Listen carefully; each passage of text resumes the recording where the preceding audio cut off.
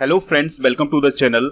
आज सुबह एक बहुत ही शॉकिंग न्यूज आती है कि ईरान के राष्ट्रपति इब्राहिम राइसी की हेलीकॉप्टर दुर्घटना में मौत हो जाती है। इस न्यूज ने ईरान सहित पूरी दुनिया को आश्चर्य में डाल दिया कि आखिर ऐसा क्यों हुआ कि ईरान के राष्ट्रपति की हेलीकॉप्टर हादसे में मौत हो जाती है। तो आज हम इसी विषय पर चर्चा करने वाले हैं।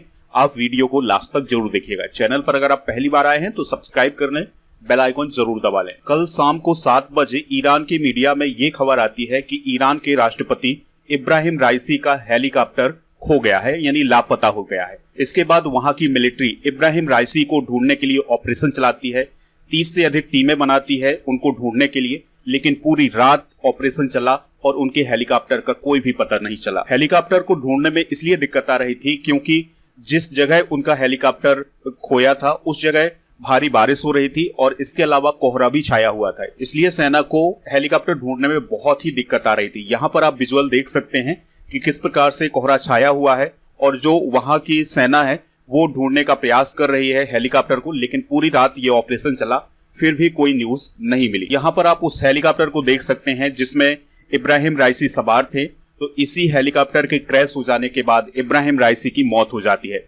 दोस्तों, यहाँ पर और भी आप विजुअल्स देख सकते हैं कि जब सर्च ऑपरेशन चल रहा था तो उस समय कैसे हालात थे। जब सर्च ऑपरेशन चलाया जा रहा था तो ईरान के लोग इब्राहिम राइसी के कुशल होने की मनोकामना कर रहे थे, यानी मस्जिदों में दुआएं की जा रही थी, लोग सड़कों पर बैठे हुए थे, दुआ कर रहे थे कि इब्राहिम राइसी कुशल हो, ठीक ठाक हो।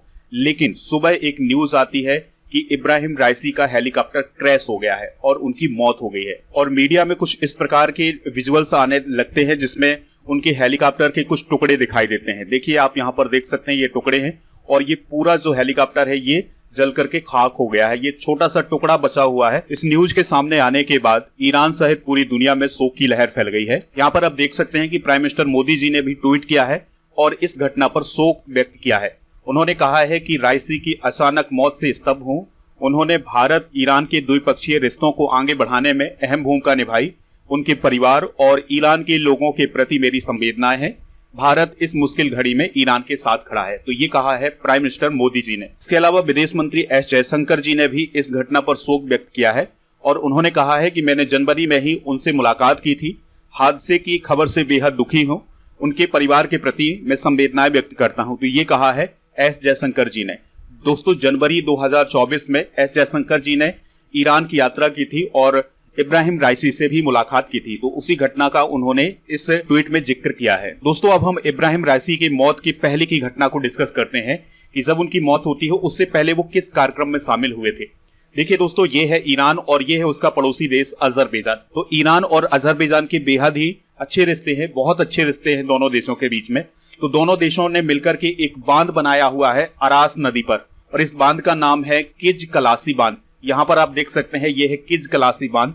तो इसी बांध का उद्घाटन करने के लिए इब्राहिम राइसी इस स्थान पर पहुंचे हुए थे और अजरबैजान के राष्ट्रपति भी यहां पर आए हुए थे। तो दोनों लोगों की मुलाकात होती है। यहां पर आप देख सकते हैं ये है इब्राहिम राइसी और ये है अजरबैजान के राष्ट्रपति इल्हाम अलीएव। तो ये फोटो उसी समय की है जब इस बांध का उद्घाटन समारोह किया गया था। यहाँ पर आप देख सकते हैं कि इब्राहिम राइसी नेताओं से मिल रहे हैं और जो अधिकारी हैं उनसे भी मुलाकात कर रहे हैं। तो दोस्तों, ये उसी समय के विजुअल्स हैं। यहाँ पर आप देख सकते हैं कि इब्राहिम राइसी इस बांध का मुआयना कर रहे हैं और जो अजरबैजान के राष्ट्रपति हैं ये भी उनके साथ हैं। फोटोग्राफर हैं जो उनकी फोटो खींच रहे हैं। तो मीडिया के माध्यम से ये विजुअल्स, ये फोटो आपको देखने को मिल रहे हैं। दोस्तों, यहाँ पर आप उस हेलीकॉप्टर को भी देख पा रहे हैं जिसमें इब्राहिम राइसी सवार। दोस्तों, अब हम उस हेलीकॉप्टर के बारे में भी जानते हैं जिसमें इब्राहिम राइसी सवार थे। तो उस हेलीकॉप्टर का नाम है बेल 212। तो यह एक यूटिलिटी हेलीकॉप्टर है, यानी इसका काम लोगों को ले जाने लाने का है, माल ढोने का है और इसमें हथियार भी लगाए जा सकते हैं। इसे American aerospace company Bell Textron के द्वारा बनाया गया है।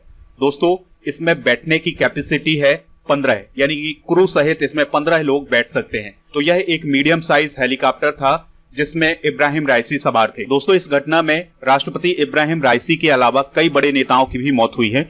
इसमें विदेश मंत्री हुसैन अमीर अब्दुल्लाहियान भी शामिल थे। इस पूरी दुर्घटना में 9 लोगों का निधन हुआ है इब्राहिम राइसी के साथ। यहाँ पर एक सवाल आता है कि क्या इब्राहिम राइसी की सुरक्षा के लिए कोई और अन्य हेलीकॉप्टर नहीं था। तो दोस्तों, जिस हेलीकॉप्टर में इब्राहिम राइसी सवार थे उसके अलावा 2 और अन्य हेलीकॉप्टर थे लेकिन जिस हेलीकॉप्टर में इब्राहिम राइसी सवार थे केवल वही हेलीकॉप्टर दुर्घटनाग्रस्त होता है। दोस्तों अब हम जानते हैं ईरान के राष्ट्रपति इब्राहिम राइसी के बारे में। तो इनका जन्म हुआ था 14 दिसंबर 1960 को ईरान के मशहद शहर में। 1994 में तेहरान के प्रोसिक्यूटर जनरल बने थे। 2019 में अमेरिका के द्वारा उन पर प्रतिबंध लगाया गया था। 2019 में ये ईरान के चीफ जस्टिस बने थे और 2021 में ईरान के राष्ट्रपति बने थे। अमेरिका के द्वारा क्यों प्रतिबंध लगाया गया था इसको हम समझ लेते हैं। तो इब्राहिम राइसी पहले ऐसे ईरानी राष्ट्रपति हैं जिन पर पदभार संभालने से पहले ही अमेरिका ने बैन लगा दिया था। हुआ क्या था कि इब्राहिम राइसी 1988 में सरकारी वकील थे। वे उन खुफिया ट्रिब्यूनल्स का हिस्सा थे जिन्हें डेथ कमेटी कहा जाता था।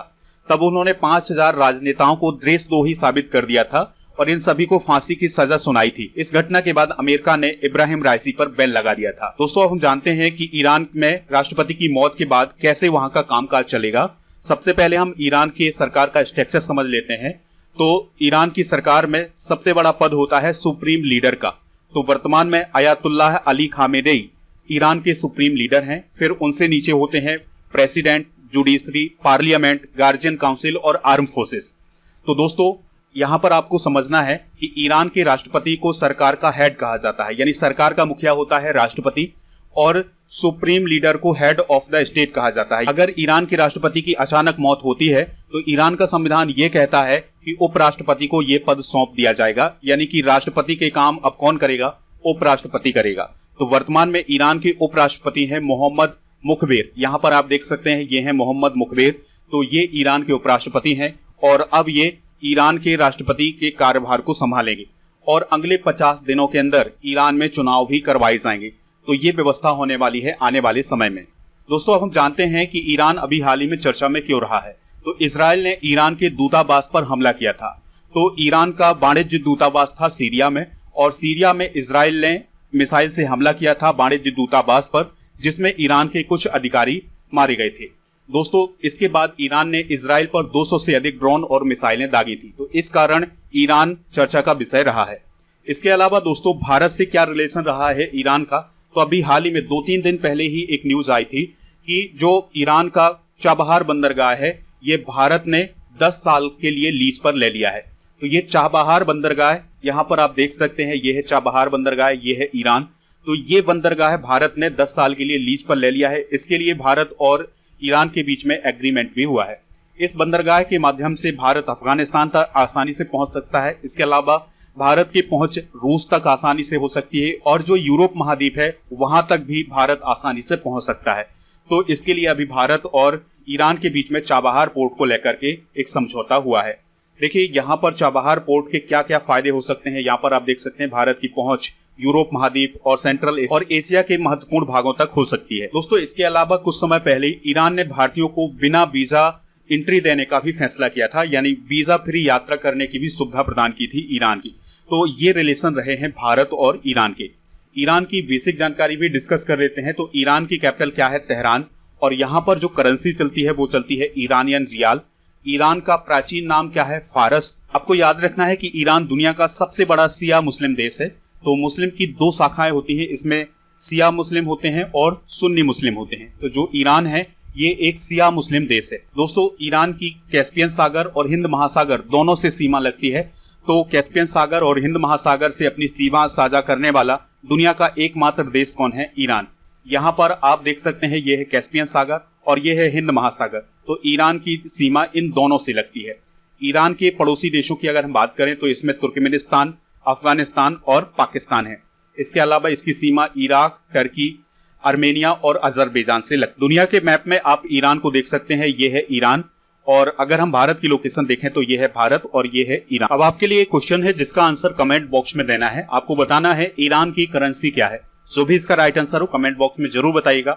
आप हमारा ऐप डाउनलोड कर लीजिएगा, लिंक इसका डिस्क्रिप्शन बॉक्स में दिया गया है। ऐप पर आपको paid course, e book, test series, PDF, daily quiz ये सभी मिल जाएगा। इसके अलावा आप हमारे टेलीग्राम चैनल, व्हाट्सएप चैनल को भी ज्वाइन कर सकते हैं। इन सभी का लिंक आपको डिस्क्रिप्शन बॉक्स में मिल जाएगा। मंथली करंट अफेयर्स की ई बुक हिंदी और इंग्लिश दोनों मीडियम में। इसके अलावा ईयरली करंट अफेयर्स की ई बुक हिंदी और इंग्लिश दोनों मीडियम में। 6 मंथ के करंट अफेयर्स की ई बुक हिंदी और इंग्लिश दोनों मीडियम में आपको ऐप पर मिल जाएगी। इसके अलावा साइंस, जियोग्राफी, पॉलिटी इन सभी की ई बुक भी आपको हिंदी और इंग्लिश दोनों मीडियम में ऐप पर मिल जाएगी। इन सभी को प्राप्त करने के लिए आप हमारे ऐप को जरूर डाउनलोड करें, लिंक डिस्क्रिप्शन बॉक्स में दिया गया है। मिलते हैं नेक्स्ट लेक्चर में, तब तक के लिए जय हिंद, वंदे मातरम।